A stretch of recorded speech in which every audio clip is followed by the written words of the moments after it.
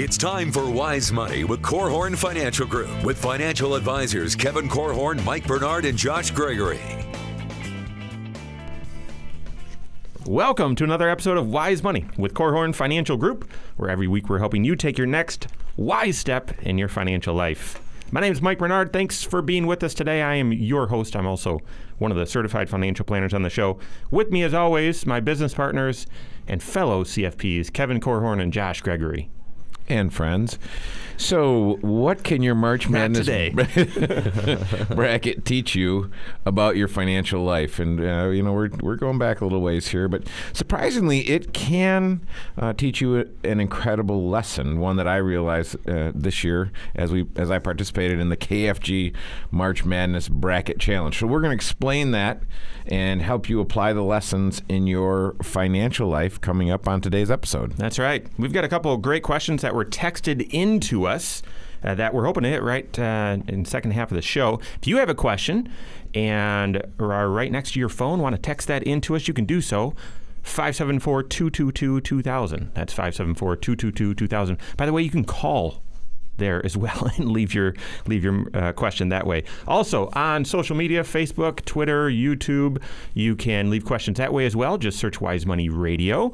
If you haven't liked that content, subscribe to those channels and so on, I'd encourage you to do so. Thank you very much. And then lastly, wisemoneyradio.com is how you find us online. Episodes are right there, blogs are right there, and you can leave a question right there as well. So, all right, who won the Super Bowl this year? Your mother? The Patriots. The Patriots. Right. See, if this stuff didn't happen yesterday, I have forgotten.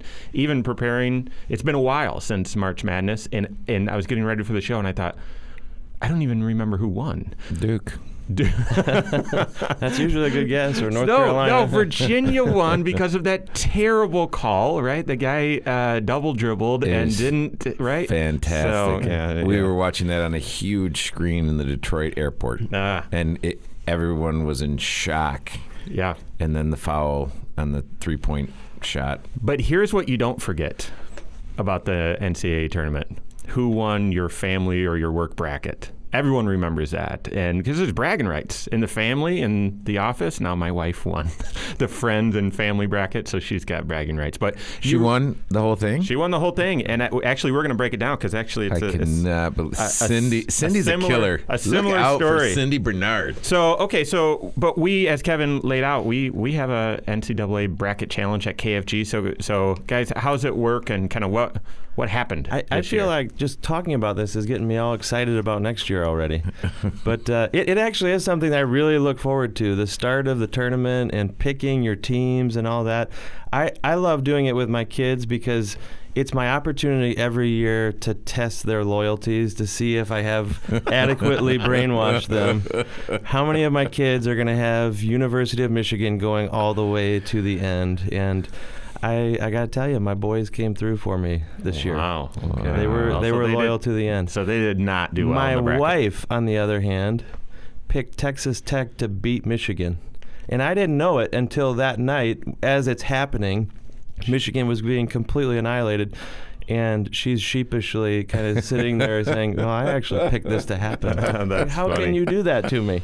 We, in our bracket at KFG, there's a little bit of a twist to it, just to make it a little more fun for people and for the kid. Number one, we've got all the employees, as well as kids and spouses, not dogs yet, but I'm pretty sure there will be an addendum to these rules that pets will have a bracket. But I mean, even Baby Easton had a bracket. So everyone's in it. But then to keep people engaged and help the kids have fun, we have winners after each round, right, Kevin?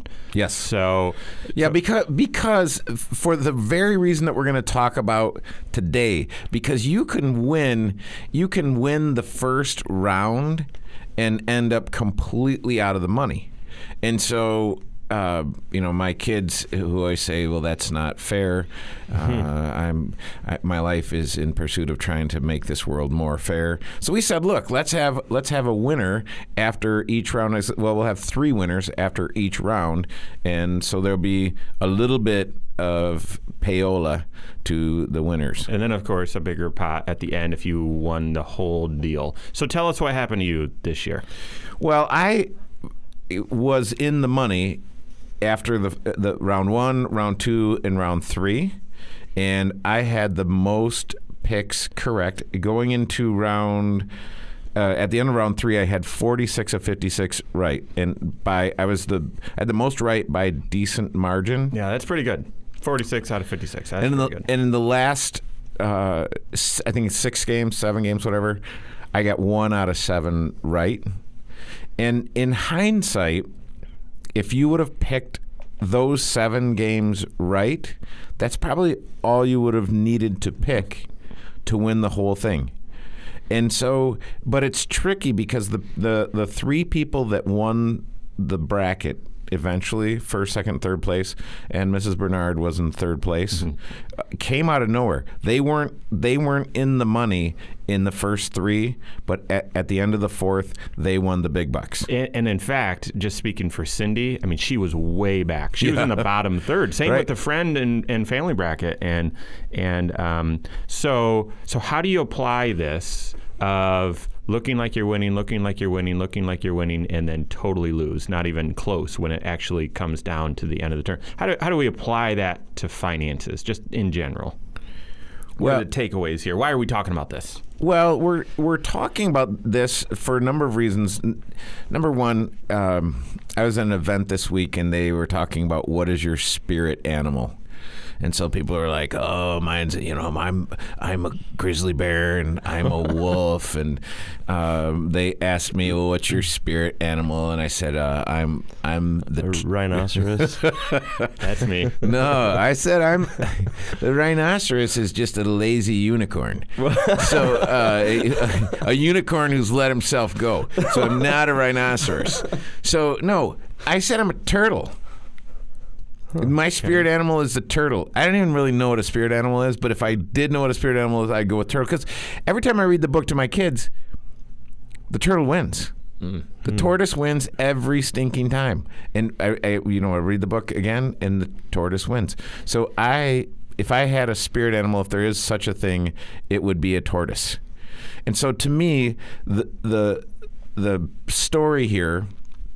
And it's interesting because when I look forward to the bracket because it's in the middle of tax season, and so our office is hopping, and it's a very exciting time to be working at Korhorn Financial Group because everyone's hustling, and you actually get to see the very best of everyone on the team, and it's very enjoyable. But right there in the middle of tax season, we have the bracket, and so it needs to be done by Thursday at noon, which usually means Wednesday night we're sitting around the kitchen table trying to figure that out. And I typically push the Irish deep into the this year into the final rounds, but I couldn't find them in the bracket. You were lost this year. It was a big bummer. So my daughter Grace, who ended up in first place, was looking, and I had picked a bracket, and I was helping her pick hers, and I said, well, don't pick yours like I'm picking mine. So I picked Duke, who's, of course, going to win the whole thing. I'm like, well, honey, you don't want to pick Duke. Pick someone else. So she did, and she picked Virginia to win the whole thing, and she ended up winning the tournament. And she was not in the she was nowhere to be seen in the running until the very end. I think it's hilarious that you were diversifying your brackets to make sure someone in the Korhorn household was going to be in the money. Well, not only, so we pass out the cash at the tax party. So Grace got her winnings, and she won. I won in the first 3 rounds and ended up with about $50, and she won the whole thing and only won 1 round and ended up with $100. Nice. But it gets better because she said, "Hey, Dad, can I have your envelope too?" and of course you said, "What do you say?" "Oh, of course, honey. Here you go." I love that analogy that you shared, though, because this idea of getting all the early brackets right but losing in the end, isn't that true in your financial life as well? And I think I totally see where you're going with this, Kevin, that there's an analogy here. There's lessons to be learned, applications to make in our financial lives coming up here. Could you be making a lot of decisions and feel like you're winning and end up losing in your finances? could you actually be making a lot of decisions and they're actually the right ones and feel like you're losing, but actually win in the long run? We're going to break that down more and give you 5 lessons that we took away from this year's KFG March Madness bracket. That and more coming up here on Wise Money with Korhorn Financial Group. All Are right. you hearing a whole bunch of echo? Are you, What? What? Are you? No, hearing I'm a not. whole No, bunch no, of no, echo? No, you are? I am, yeah. Like, when you first started the show, it sounded like you were talking out of a can or a bathroom stall. I would unplug and You think it's restall. YouTube, I never do that, by the way. We don't. Yeah. Just leave these here. Josh and Mike have spent way too much time talking in the bathroom stalls. So I'd mess with this.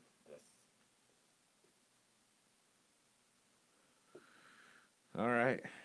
Lindsay, do you have a way to listen in live, like through the monitors, to see what's actually being recorded? Okay. Mm-hmm. That might be just good to be monitoring that. Is 'cause it happening again? I don't know. I heard it towards the end of that segment and at the very beginning of the segment. Really? Yeah.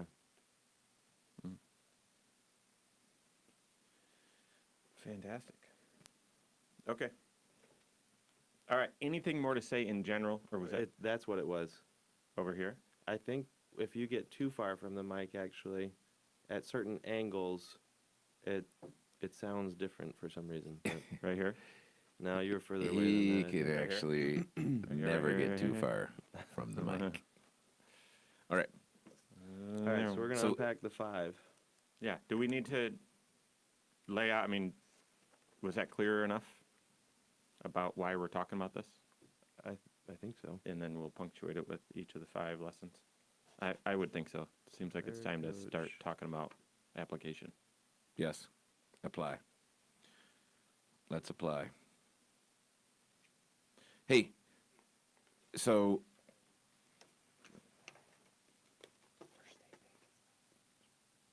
Yeah, they are. They renewed. Hmm. Yep. thanks, Mike. So, all right. Is it South Bank legal or South Bend legal? South Bank. It is? You said South Bend legal on a prior show, or I heard that differently. South Bank. So it's the South Bank of the river. That's where their office is. Okay. Yeah. YouTube, all of the wonderful sponsors changed their name at once, by the way. That's true, actually. So Bethel University now, South Bank Legal, and Diane Bennett with Inspired Homes in Indiana and Michigan. So it's keeping us on our toes. All right. Can your March Madness bracket teach you really valuable lessons about your financial life? Actually, that answer is definitely, and we're breaking that down for you today. We're going to tell you the 5 lessons that we pulled out, 5 financial lessons that are absolutely crucial to your long-term financial success that we learned in the KFG bracket this week. This year. We're breaking that down on today's show. Thanks for being with us. This is Wise Money with Korhorn Financial Group. My name is Mike Bernard, coming to you from the KFG studios with Kevin Korhorn and Josh Gregory. Thank you to the attorneys at South Bank Legal, used to be Ledoux, Kern, and Keene. Thank you very much, as well as First State Bank for sponsoring the content of today's program. If you have any questions, let me just remind you, find us online, wisemoneyradio.com. Call or text 574-222-2000. That's 574-222-2000. And then all over social media, you can leave questions there as well. Facebook, YouTube, and Twitter, just search Wise Money Radio. Okay, so Kevin was made sure everyone knew after this year's KFG Just for Fun tournament, March Madness tournament challenge, that he had the most picks right at the end of the tournament and did not get in the winner's circle at all. Not that he didn't win, but didn't win first, second, or third. And also reminded us that after each round in the early stages, he was winning, and then ended up coming in with a big fat goose egg there at the end. So how could this work in your financial life? Is it possible there are some decisions you could be making right now where you say, yeah, I'm winning this game, and then actually you're focused on the wrong decisions and you end up losing in the long term? Or are there some small decisions early on that if you make the right choices there, it can mean you're going to win in the end? And that's what we're actually going to focus on today. What are the small decisions that you need to get right that might, in the early stages, it might not feel like you're winning, but in the long stages, or in the long term, getting these small decisions right means you're going to win in the long term. We've got 5 of them we're going to break down. Let me tell you the first one is hiring a coach. Right. So when I was thinking about this and how it relates to your financial life and how you can feel like you're ahead and end up losing in the end, or feel like you're way behind and end up winning in the end, and looking back over 25 years, all the folks that we've worked with and helped, and I said, well, what could I take out of this? And the first thing that I thought of is hiring a coach, because when you look at this, most people are lacking clarity and confidence as it relates to their financial life. They don't have a plan to get them from where they are to where they want to be. And most people are unable or unwilling to dedicate the time that it takes to understanding how to weave together the seemingly disconnected areas of your financial life into a kind of a congruent plan. There's never been a better time in the history of the world to accumulate wealth. And there's never been a more complicated time in the history of the world to accumulate wealth. So we are in this amazing golden era, if you will, and there are all kinds of incredible opportunities, but an opportunity that you don't know about isn't really an opportunity. So I believe in specialization, and I want to have the very best coach in my corner telling me. It's like when we go fishing. I like to go when we go on vacation. I always like to go fishing wherever we go. But I don't like to go figure it out myself. I don't like to take my own equipment. I like to hire a local guide who was fishing yesterday, will be fishing tomorrow, and knows where the fish are today and can put us on the fish and get fish. That's a good analogy. However, when you're fishing, unless you're an avid fisherman, those stakes are low. Let me give an analogy where the stakes are higher. Could Tiger Woods teach you a thing or two about your swing? Could he help coach you in golf? Sure. Because he's incredible, right? Mm-hmm. He has a coach. Yeah. Right? Michael Jordan, probably the best basketball player that's ever been on this planet. He had a coach, right? And helped win all those championships. So where those people, those athletes, they could coach other people and coach them up and do a phenomenal job. So you'd say, well, they're at the top of their game. No, they need coaches too. That's right. Because a coach has a different perspective. They can watch what you're doing and see how it's going to benefit you, or where there's something broken in your technique. When it comes to financial planning, a coach has the ability to show you where the path you're on right now eventually leads to, because they've maybe seen more scenarios, they've seen other people's lives, they know how this is going to play out. What are the consequences, what are the results or the outcomes going to be if you keep doing what you're doing? So not only is it important that you have someone who can identify those opportunities you were referring to, Kevin, but also the traps, because a trap that you're not aware of is especially dangerous as well. And so a coach is really someone who can have an outside perspective, see things that maybe you wouldn't see, or help you align your own values with your financial decisions so you have a better shot at actually achieving the life that you've envisioned for yourself. Mm-hmm. That's why we say that having a coach really should be your first step in your financial life, if financial freedom and a better future is what you're ultimately shooting for. Yep. A couple of quick points. not hiring a coach is a big mistake. That one might feel like, well, I'm money ahead or I'm time ahead, but you could end up losing in the long term. But hiring the wrong coach could be really a bad decision as well. So how would you know? You got to look for someone who's a certified financial planner that's doing comprehensive financial planning. Just having an investment manager or someone that recommends a mutual fund or two to you, that is not a coach. That's not a coach. That's the person who's passing you balls for you to shoot free throws. That's it. They're not coaching you. They're just, Yeah, you want someone who has done what you need done over and over and over and over again. I was talking to a group of pastors yesterday. We did a webinar, and we had pastors actually from all over the country, and I was talking to them about clergy compensation and the 403B and things like that. And it was very interesting because I recommended to them that they get a coach, but I recommend to them get a coach if there's someone in your congregation that can help you with your financial planning, ask them how many pastors they work with. Because if you don't work with someone who specializes in pastors, you're not going to get the right information, because clergy compensation makes no sense. They're dual status employees. It's all kind of crazy. And the analogy that I gave to them, and it's not perfect. If you've got kids in the car, you might want to turn the radio down in 3, 2, 1. Okay, so I told them about my friend who had his family doctor do his vasectomy.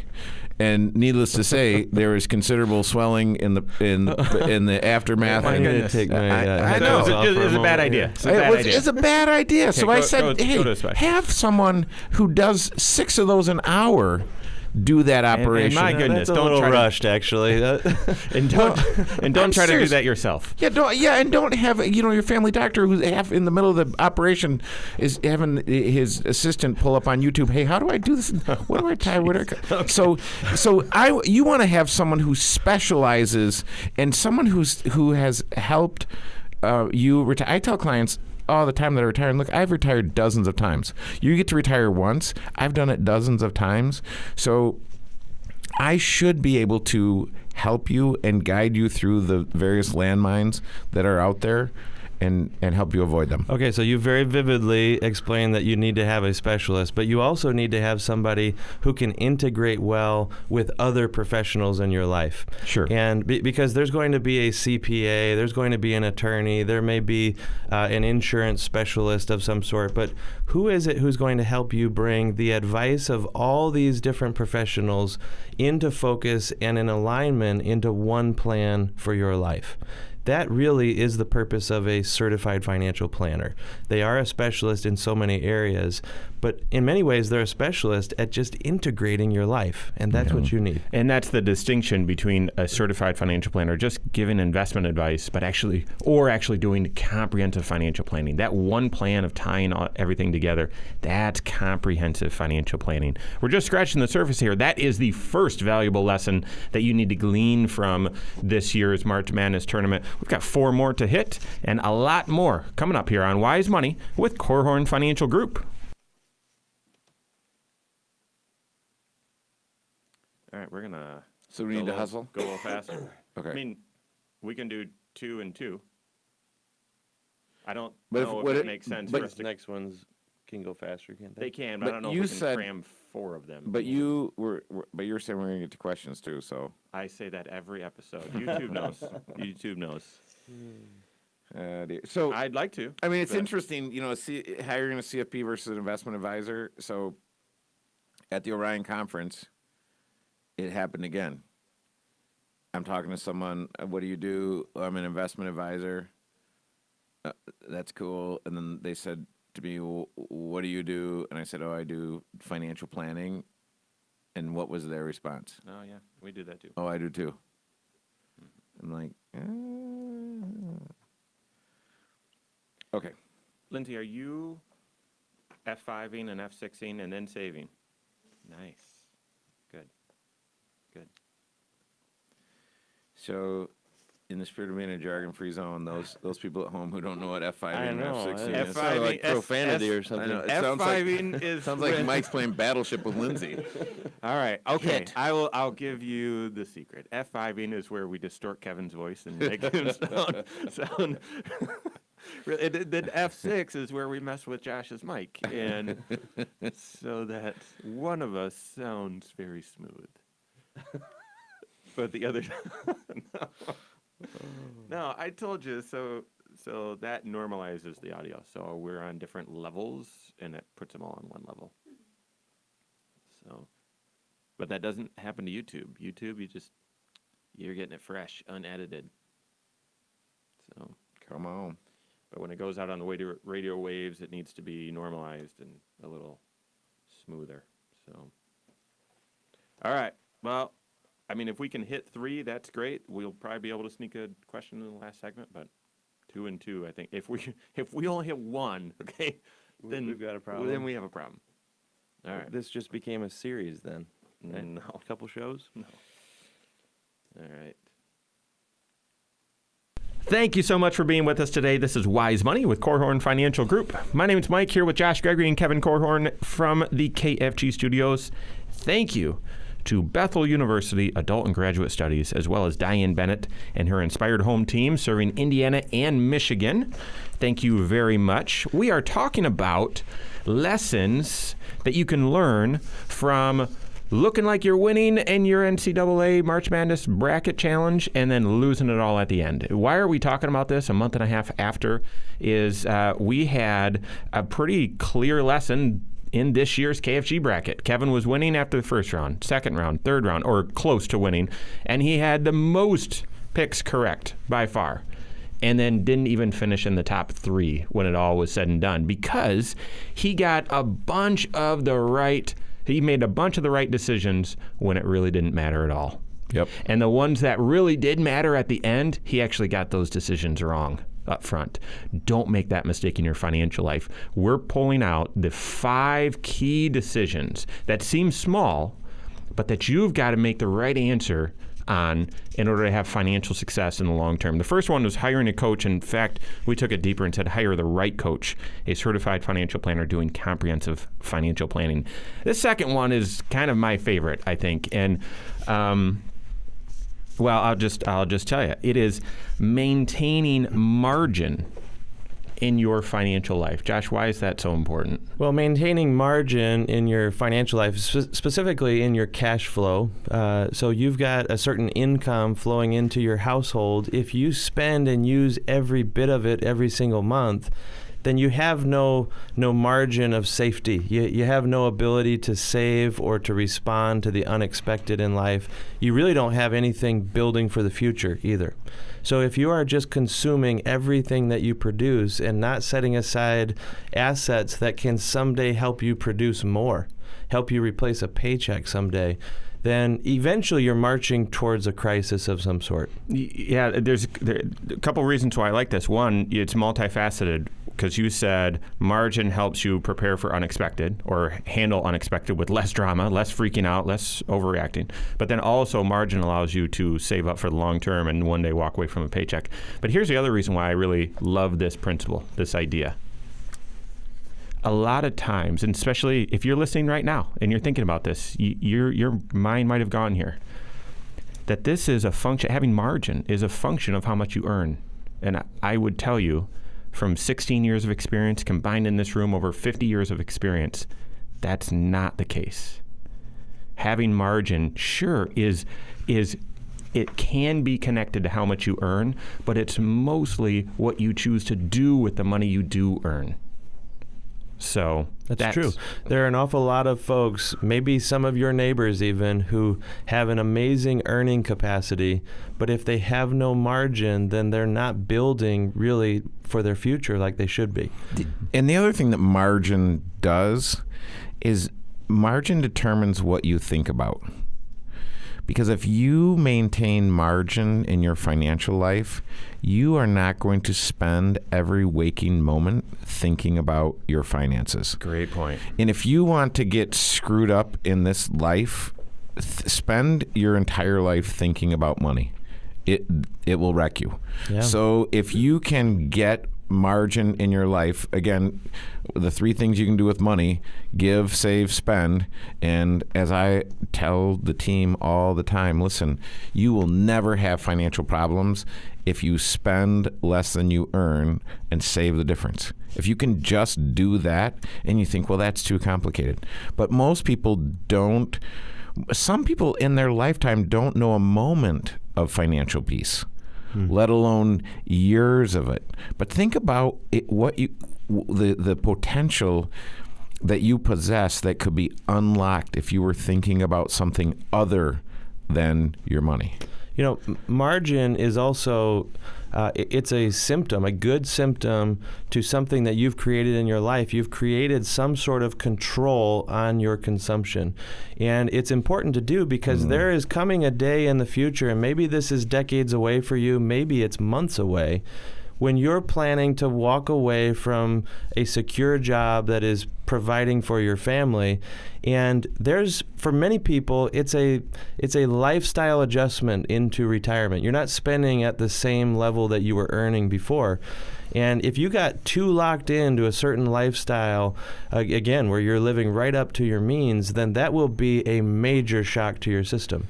So putting a governor on what you spend not only creates margin, but it prepares you for a future where you're maybe going to be living on less anyway. And Joshua talks about putting a governor on that. That's kind of farm language. I think of the tractor's got a governor so it doesn't go too fast in any particular gear. But the governor, as I think about that, it's building in, kind of automating your impulse control.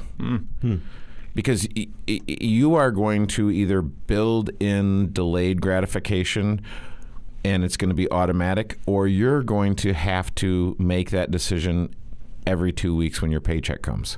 A couple resources if you are thinking about this idea of margin. One, there's a great book that a doctor friend of mine turned me on to. It's called Margin by Dr. Richard Swenson. Check that out. It's about margin in your financial life, but margin in your life in general and what that does to your health. Second, if you're hearing us talk about margin and you say, yeah, that is important. Well, I've never been able to get that for myself.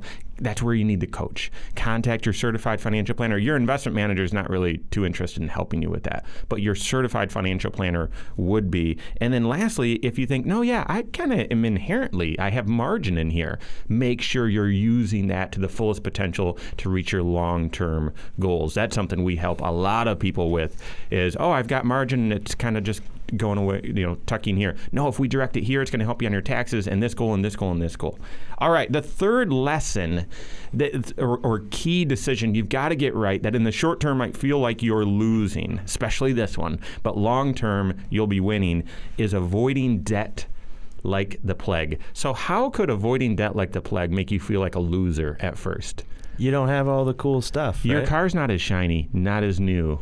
Your iPhone Your house isn't as big. Your iPhone has a crack in it, or something like that. Your house isn't as Why big. did you look at my phone? I thought you had a. No, man, I'm good. Anyway, No, but it's a staycation instead of a vacation. All your friends are going to Disney, yeah, and you're not. Yeah. I mean, this is where you could feel like you're being left behind, but you really aren't. And when I think about avoiding debt like the plague, one of the kind of the horrendous things that happens in our country is when you turn 18, you're offered a ton of opportunity to just bury yourself in debt. Yeah.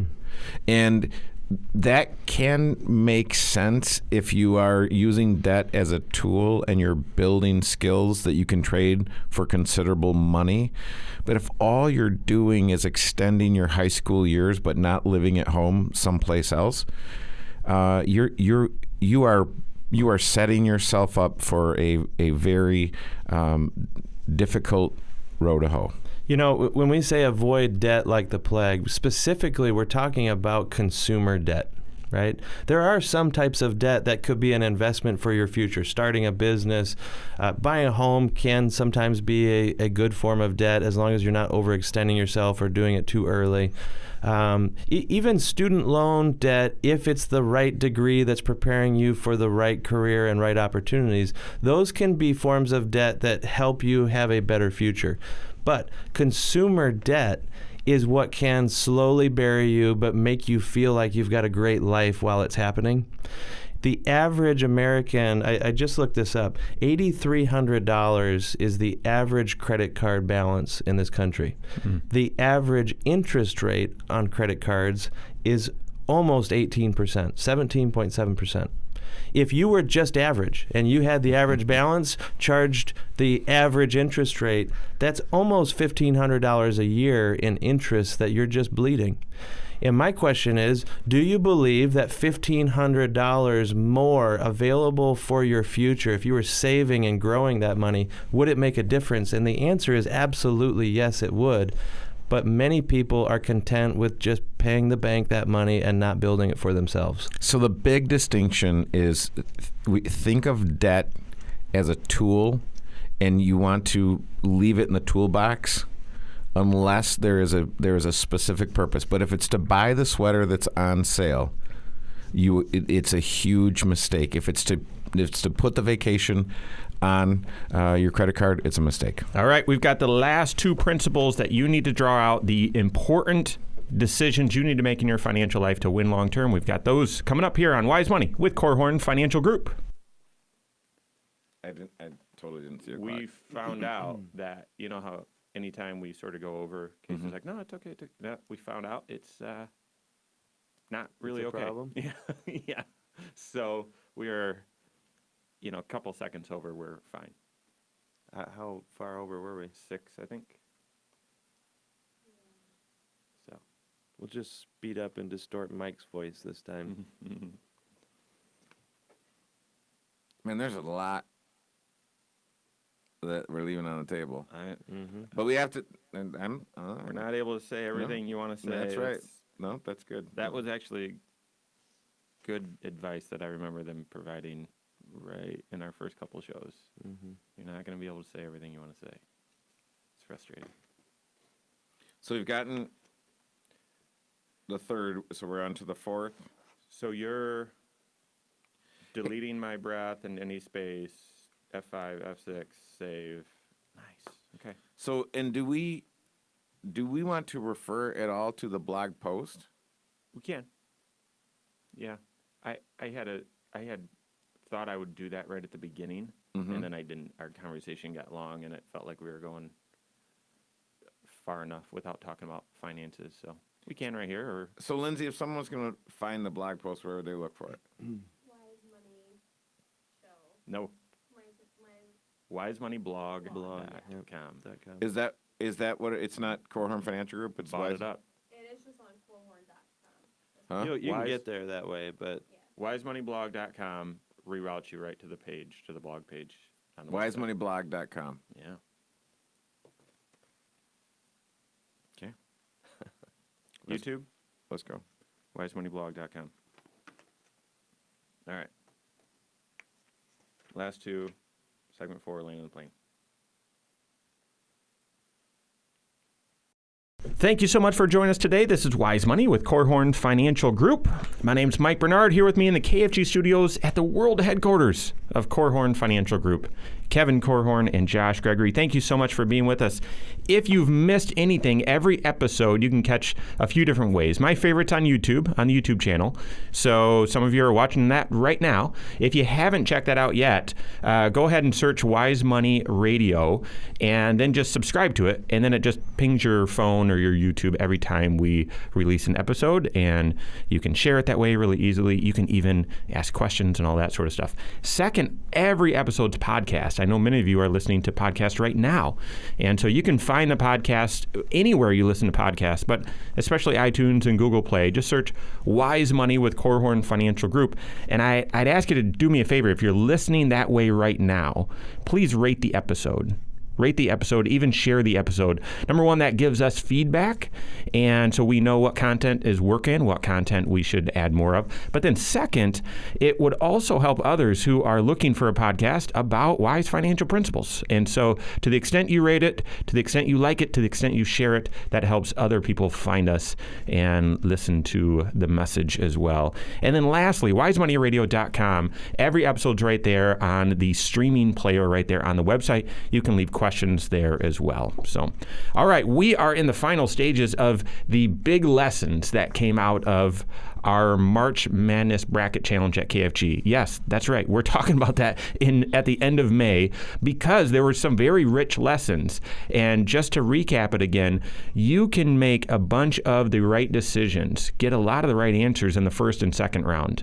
But those answers actually, those points are meaningless at the end. That's what happened to Kevin. Got a lot of the first couple rounds correct, but didn't have the key decisions, didn't have those correct, and ended up losing in the end. We want to avoid that in your finances. So we've talked about the first 3 small decisions you need to get right that will mean you'll win in the long term. Now the last 2. The fourth one is obvious, but it just needs to be mentioned. It's invest early and often. Guys, break that down for us. You know, invest early, it just emphasizes that there are certain goals or outcomes that you want in your life that just flat out take a long time to achieve. And when it comes to investing, part of the equation that determines how much you are able to accumulate over time is time. It's how much you're able to contribute, and then also are you willing to take risk with these dollars. And to me, you don't have to save as much and you don't have to be as aggressive if you are willing to do it for the long term. We, many of you have heard that we teach a retirement course in the community, and this year we had a dad who brought his 21-year-old daughter, college student, and he made her come because he wanted to freak her out about retirement and how hard it is to retire. He wanted her to get started early. This particular dad actually got her going early on a Roth IRA. So she didn't fully understand the power of what he's done for her by setting her on a path that started early. But we tried to emphasize to her just how amazing it is that she got an early jump, because you think about how many years, decades really, this money is able to grow and accumulate because she got started right out of the gate in the earliest money that she was earning. I mean, if you want to freak someone out, especially a young kid, we talked about at 18, banks and different institutions are throwing themselves at you to lend you money. Well, any dollar that you borrow and then have to pay back, that's dollars that can't go into your savings for long term, you're investing long term. And that can be a cycle that really distorts where you're going to end up in the long term. So absolutely, this idea of compound interest, it is an unbelievably powerful tool if you use it. And in order to use it, you've got to start saving early. And I would even change that word that I just said to the one that Kevin used in his blog. This is coming off of a blog post you can find at wisemoneyblog.com. Invest early. Because if you're just saving and sticking it into your 1% money market and feel good about that, you're not going to see the power of compound interest. Yeah. One of the things you said, Kevin, in our last segment, though, was how important it is to automate these decisions. Because the act of saving money and investing that money for the future is one great decision. But what if that great decision could be carried out every single pay period for the rest of your career? You know, what if that was a great decision every 2 weeks when you get paid, you're setting aside money into a retirement account that can grow for the future? That is automating this great decision. It's allowing you to not only take advantage of compound interest, but the compounding effect of great decisions over an entire lifetime. That's right. I had breakfast this morning with my son Caleb, and he's a graduating senior, and he said, "Hey, can my friend talk to you about money?" And I said, "Absolutely, anytime, anywhere, anything." And he said, "Okay, well, he got a really great scholarship, so everything's going to be paid for, and they're actually going to be paying him to do research while he's at college." Wow. So he wants to take all of the money that he's saved for college and invest it. and he knows nothing about investing or anything like that. So I said, absolutely. And he said, well, he's going to make about $5,000 a summer working. And so I said, well, what does that make you think? And he said, well, he probably should do a Roth IRA, shouldn't he? And I said, absolutely. Because the Roth IRA is, that's your 24-karat gold Cadillac. That is a deluxe Swiss Army knife of financial instruments. And so getting started early, one of the things that does, the hardest threshold to achieve in investing is the first 1,000. And then once you hit that, the hardest one is 10,000, and then it's 100,000, and then it's 1,000,000.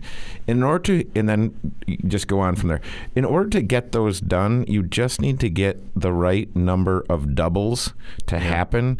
And there's a couple ways to get double. When you have smaller amounts of money, it's easy to get a double to happen. If I've got $100 invested and I add $100 to it, I just doubled my money. Right. If I'm waiting for the market to do that, I might need to wait 7 to 10 years for that to happen. So if I want to do a couple of things. I want to get contributing, but then I want to get the power. Einstein called compound interest the eighth wonder of the world. And in the blog post that I wrote, there's a link to a very inspirational little clip that you might want to watch. It gets you going and gets you excited about saving money. The fifth decision that you've got to get right early on in order to win the long game, and this one, again, you're going to feel like you're losing. It's really connected to that debt one, is don't play the comparison game. And I think we all do that. That's what Kevin was doing throughout his NCAA bracket. He was looking, saying, I'm winning. And then loser. Yeah, I wasn't playing the comparison game. There was no one to compare to. I was the clear outright winner, and no one was even close. And right up until I lost the whole thing. And that is so applicable in your finances. I mean, comparing yourself to others financially will steal your joy. It will. And then those emotions will lead you to making usually terrible financial decisions. That's right. And often it involves taking on more debt, overextending yourself, trying to match the pace that other people are living at. It's easy to look around. I look at neighbors and I think, man, they've got a nicer tractor than I've got. They drive a newer vehicle. I don't think that, actually. I have a nicer tractor than you, though, Mike. In the middle of the suburbs. They take a bigger vacation than I do. You start thinking to yourself, man, I'm not keeping up here. And what does that drive you to do? It drives you to spend instead of save, or it causes you to borrow where you really should be avoiding or postponing. And it's all because you're trying to live someone else's life instead of building for your own future. That's right. If you've listened to these 5 and said, yeah, those are pretty obvious, guys. I thought you were CFPs. No, they are obvious. They are. They're very simple. Hard to do. To do together. And so that's where I would go back to the first one. Get a coach. Get the right coach. They can help you implement all of this as well as all of the other principles to make sure that in the long game of your finances, but more importantly, your life, that you end up winning and succeeding however you define it. Thanks so much for being with us today. On behalf of Josh Gregory, Kevin Korhorn, myself, and all of us at KFG, have a great weekend. We'll see you next Saturday for Wise Money with Korhorn Financial Group. Securities offered through Silver Oak Securities, member FINRA/SIPC. Advisory services offered through KFG Wealth Management, LLC. Doing business as Korhorn Financial Group. KFG Wealth Management, LLC and Silver Oak Securities Incorporated companies are unaffiliated.